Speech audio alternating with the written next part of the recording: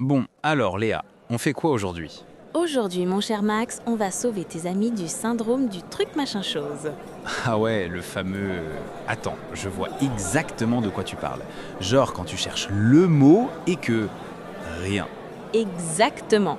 Et tu te retrouves à faire des grands gestes en disant « Tu vois ce que je veux dire ?» Imitant. C'est genre, comment dire, le truc là. Eh bien, c'est fini. On a préparé 50 mots, oui, 50, qui vont transformer votre vocabulaire. Et promis, on va pas vous faire un cours magistral ennuyeux.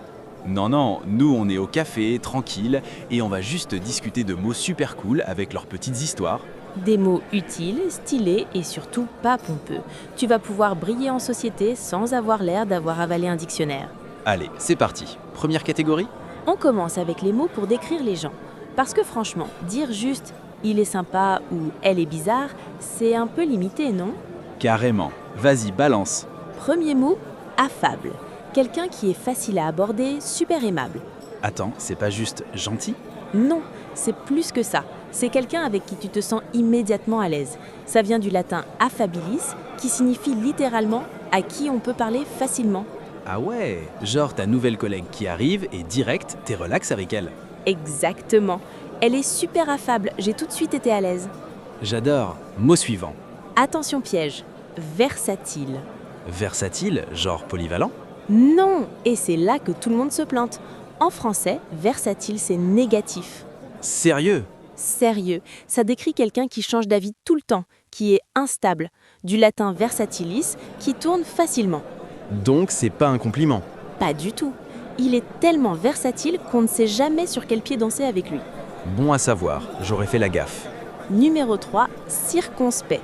Quelqu'un de prudent qui réfléchit avant d'agir. Le mec qui observe avant de se lancer. Pile, ça vient de circonspectus, en latin, qui regarde autour.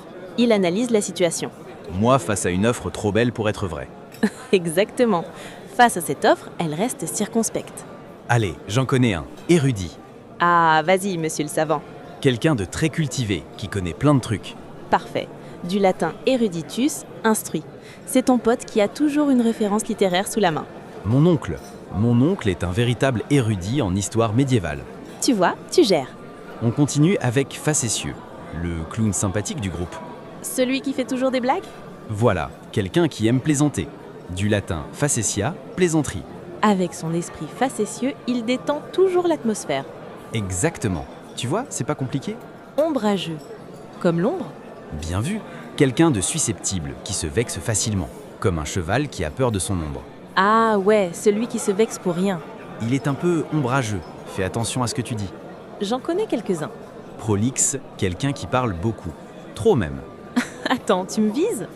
Mais non, ça vient de prolixus, étendu en longueur. C'est celui qui raconte sa vie pendant 3 heures.